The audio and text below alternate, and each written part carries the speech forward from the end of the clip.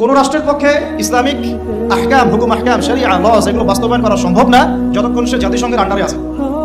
সোজা কথা। তালেবান পারলো কেন? ওর আন্ডারে নাই, ও কারোর সাথে চলে না। সুবহানাল্লাহ। আবার অনলাইনে মাঝে মাঝে দেখি কিছু কিছু শায়েখ আছে, বলছে যে তোমরা ওদেরকে জামাই মনে করো, এই করো, তোমাদের আকীদা ঠিক নাই।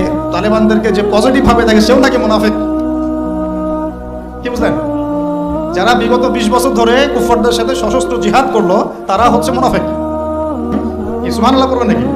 1 বছর 2 বছর না, 20টা বছর ধরে খেয়ে না খেয়ে নিজেদের সামর্থ্য অনুযায়ী জালেমদের বিরুদ্ধে যার যা ছিল তাই নিয়ে দাঁড়িয়ে গেছে। যুদ্ধ করতে করতে করতে করতে বলা হয় যে প্রত্যেক 5টা বাড়িতে একটা করে শহীদ আছে। 5টা বাড়িতে একটা করে শহীদ আছে, 10টা বাড়িতে কারো পা নাই, কারো হাত নাই। 20 বছর কি কম সময় নাকি? অগণিত বোম্বিং হয়েছে পাকিস্তানের মাটি ব্যবহার করে। যখন পারভেজ মোশাররফ